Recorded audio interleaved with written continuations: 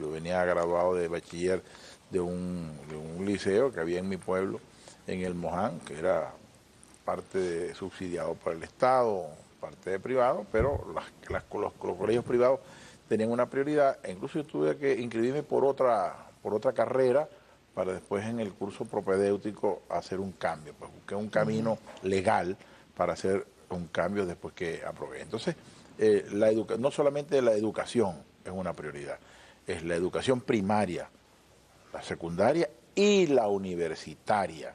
Y en esto el número de estudiantes universitarios se ha incrementado de una manera exponencial en nuestro país. Entonces, las universidades autónomas tradicionales, la Universidad Central de Venezuela, de Oriente, la Universidad del Zulia, la Universidad de los Andes, son universidades con las cuales, por supuesto, nosotros seguimos apoyando y respaldando, pero tiene que pasarse, y se está pasando por un proceso de sincerización de lo que son las asignaciones presupuestarias, por cuanto el tema de la autonomía universitaria, que solamente se refiere en el fondo a la autonomía académica propiamente dicho.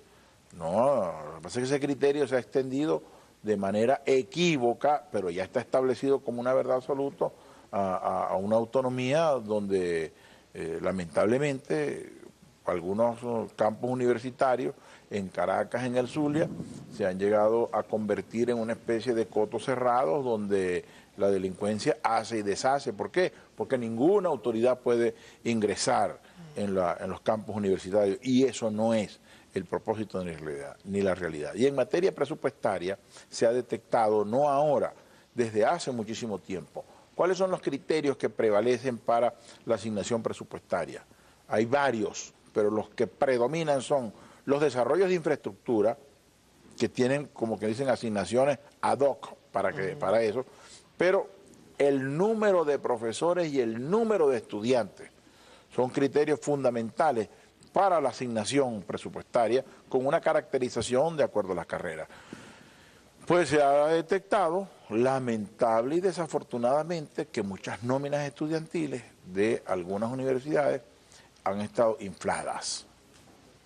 Hay casos como por ejemplo el de la UPEL, no sé, muchos recordarán en el momento en que se hacían unas manifestaciones por parte de las autoridades de la universidad, de que no les bajaban el presupuesto. En ese momento algunos estudiantes lograron ingresar en la oficina del rector y sacaron franelas con las manitos blancas estas conocidas. Sí, también, ¿no? Y sí. Por ahí se puede desviar. Una distorsión que ha habido. Creo que ya en segunda oportunidad sucedió lo mismo. Mira, yo tengo un criterio muy particular que yo sé que muchísima gente no comparte con respecto a ese punto de vista, ¿no? Es el tema de la designación de las autoridades universitarias, donde aquí los que eligen las autoridades universitarias son los partidos políticos.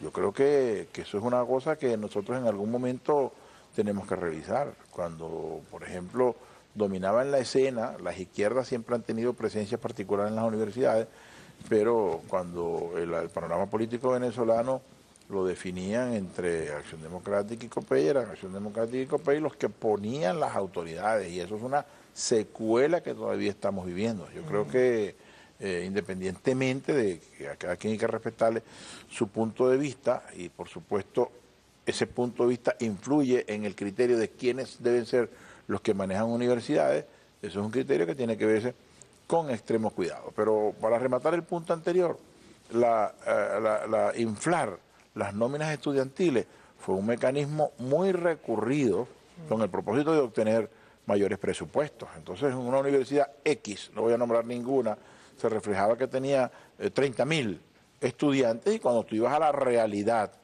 de esa casa de estudio, solamente tenía 17.000 estudiantes. Habían 13.000 estudiantes que se reflejaban, pero que eran que habían ingresado, pero se habían retirado, no actualizaban las nóminas, pero el presupuesto se exigía para los 30.000, y nunca jamás nosotros conseguiremos, desde que tenemos vida universitaria, ya hace casi 40 años, nunca vamos a escuchar ninguna autoridad universitaria que diga: estamos satisfechos con el presupuesto que nos ha sido asignado y creemos que es suficiente para... La gente se sorprendería si sabe que los presupuestos, solamente los presupuestos de educación que actualmente tiene el país, la prioridad que el gobierno del presidente Chávez le ha dado a esos elementos, salud, educación, alimentación, solamente el rubro de educación en muchos países se sorprenden porque el dinero asignado al tema de educación equivale a más del 50% del presupuesto completo de un país determinado. ¿Cómo se va a hacer para darle control, seguimiento, después de, porque no es nada más la asignación de recursos, sino que se cumpla con lo establecido? Es que se impone un nuevo relacionamiento, ¿no? Por supuesto que las autoridades universitarias tendrán esa autonomía administrativa para el manejo de los recursos y tendrán, y así yo creo que debe ser, pero ese es exactamente, el dinero es igual que en las otras instituciones, exactamente el dinero que proviene de las arcas de la nación que pertenecen a todos los ciudadanos y por tanto tiene el colectivo a través de las instituciones que el Estado posee para ese propósito, tiene derecho a tener conocimiento exacto del destino que se le dio ese dinero, por tanto sí tiene que haber una supervisión de esos gastos y eso no implica que se esté vulnerando ninguna autonomía universitaria. Diputado, hay otros temas importantes que hoy registra la prensa nacional, también está en el Correo del Orinoco registrado y dice precisamente